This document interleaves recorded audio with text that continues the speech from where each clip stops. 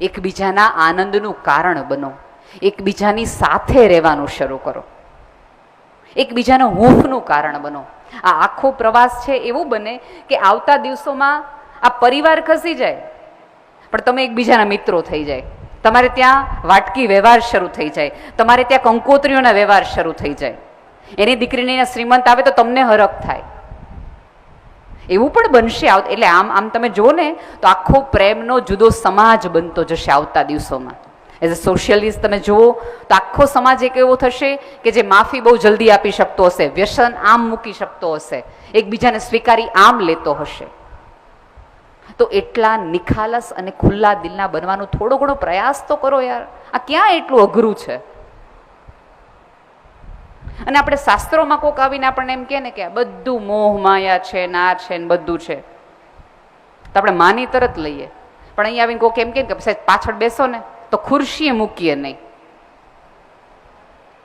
અને પછી આપણે ગંગામાં આપણે એમ કે બધું મોહ માયા મૂકી દેવી છે.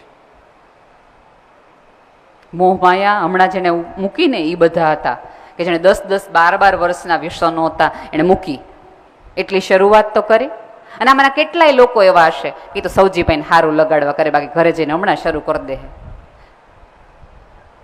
એમ તમે કર્યું હોત તો સારું લગાડવા માટે થોડીક વાર માટે સારા બનવા માટે હૃદયમાં કંઈક સારું હોવું જોઈએ ને એટલું તો. અને ઘણા એક વસ્તુ એમ કે એ ભાઈ છે ને અથવા એ બેન છે ને એ બહુ સારું બોલીને કામ કઢવી લે. આ બધા આમાંના કેટલા લોકોએ એટલું સહેલું છે. તમે બોલો ને થોડીક વાર સારું લ્યો તો એક્ટિંગ કરો. હાલો ને હું તો એમ કહું છું સારા હોવાની એક્ટિંગ કરો. એ બહુ નહીં કરી શકાય. એ કરવા માટે તમારી અંદર થોડું ઘણું તો સારું હોવું જોઈએ. કૂવામાં હોય ને અવેડામાં આવે. તમારી અંદર થોડું ઘણું સારું હોય, થોડી ઘણી મીઠાશ હોય ને તો એ આવી શકે. ફરી વાર કહું છું, હજી કહું છું કે જીભ ઉપર કંટ્રોલ રાખો, સ્વાદ ઉપર નહીં. ખાઓ, દિલથી ખાઓ. તમને લાડવા 2 ટાઈમ ખવડાવે, મજાથી ખાઓ. આપણે લાડવાની મીઠાશ થોડી તમારા જીભ ઉપર આવવી જોઈએ, તમારા વ્યવહારમાં આવવી જોઈએ. તમારા હોવાના કારણે કોકને એમ થવું જોઈએ કે આ માણસ અહીંયા હોવું જોઈએ. આમાંના કેટલા બધા વ્યક્તિઓ છે એની પાસે કોઈ કામ નથી. ભાઈએ એવું કીધું ને કે હવે મારે પાસે કાંઈ કામ નથી એટલે હું હવે પાનનો ગલ્લો કરાવડાવું છું. અરે વૃક્ષ વાવવાનું કામ કરે જ છે સૌજીભાઈ, તળાવ ખોદવાનું કામ કરે જ છે, જાઓ સપોર્ટિવ સિસ્ટમ તરીકે.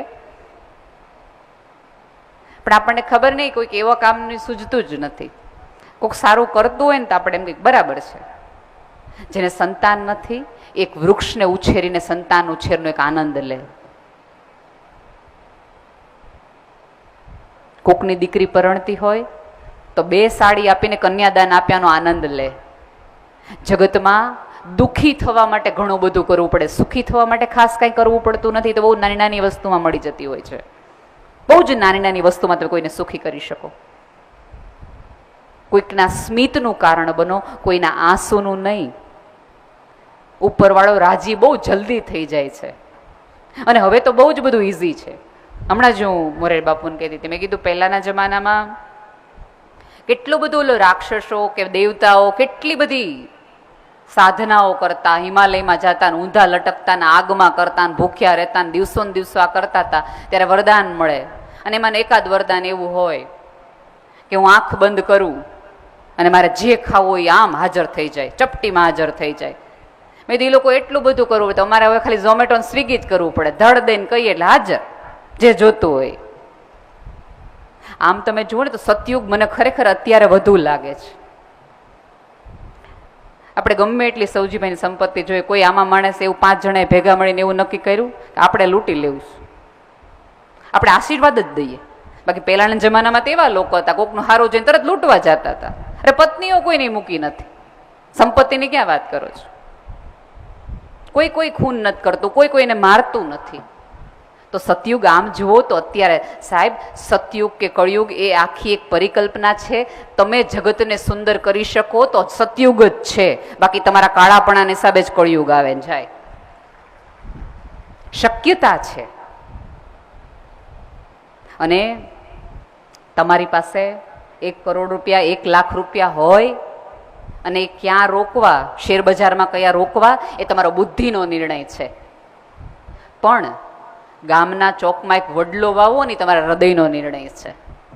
અને હવે હૃદયથી જીવવાનું રાખો. મગજને થોડીક વાર આરામ આપો. બહુ મગજથી જીવ્યા, બહુ થાક ખાધો, હવે થોડોક હા ખાઓ.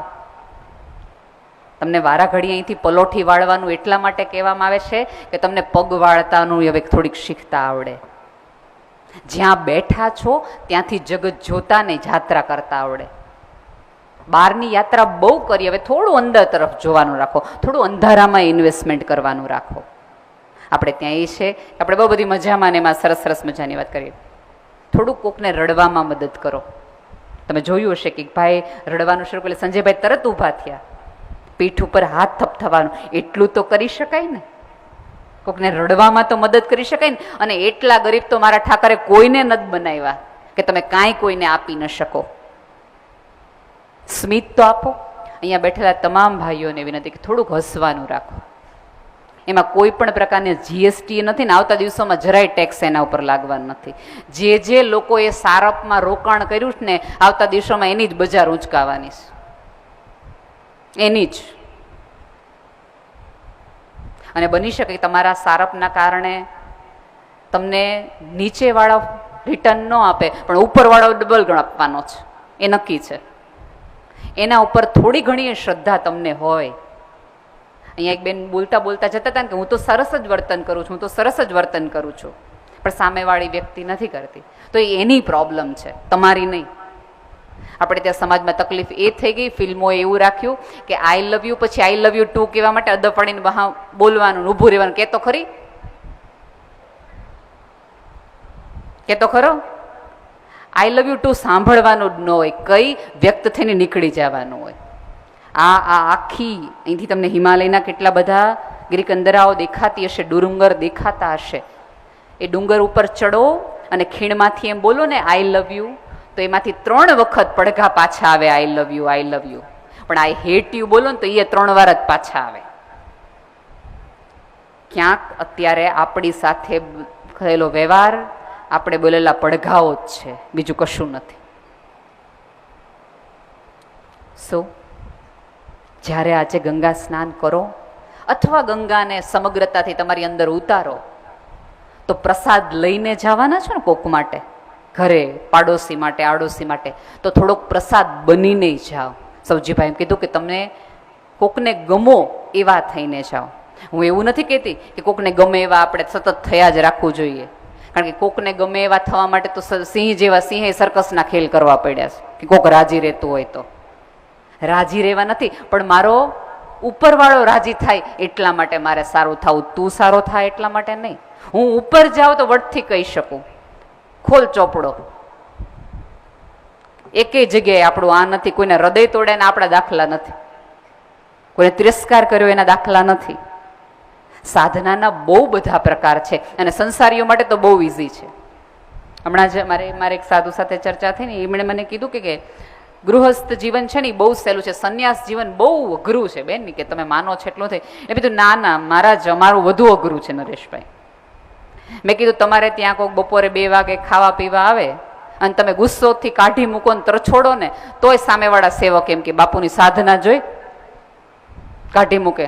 અને મેં કીધું અમારા ઘરે કોઈક આવે ને તો અમારે માગી ભીખી નહીં લાવવું પડે, અમારે મામેરા કરવા પડે, વ્યાજે લઈને તે કોકના ટાણા હાચવવા પડે. તમારે મેં કીધું શું છે, કાંઈ નહીં. એટલે આપણે ત્યાં ગૃહસ્થ ધર્મને શ્રેષ્ઠ ધર્મ એટલા માટે કીધો છે કે એમાં જીવવા માટે, રહેવા માટે ખૂબ બધું જતું કર્યા પછી તમે એક પરિપક્વ માણસ બહાર આવો છો. અને જો પરિપક્વ નથી થતા, જો બદલાતા નથી, તો ઉંમર થઈને કરચલીઓ પડી, એથી વિશેષ કાંઈ આપણે જર્ની કરી હોય એવું નથી.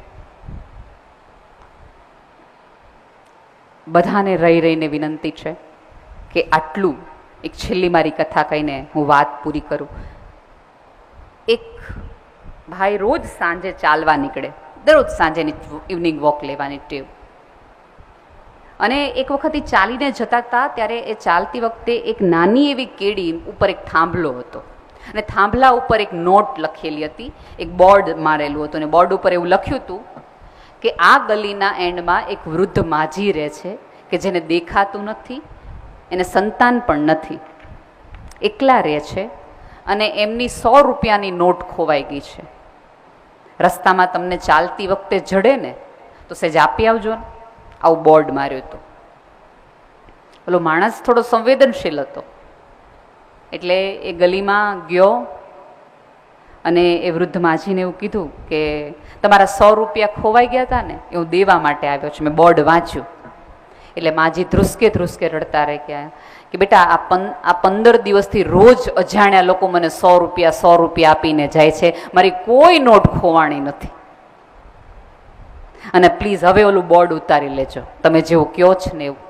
મિત્રો 100 રૂપિયા કે 1500 2000 ન આપી શકો તો કાંઈ નહીં, આવા બોર્ડ તો મારી શકો ને, જેથી કરીને કોકની લાગણી, કોકની સંવેદના, કોઈનું હૃદય ધબકતું થાય અને અજાણ્યાને દેવાની ઈચ્છા થાય.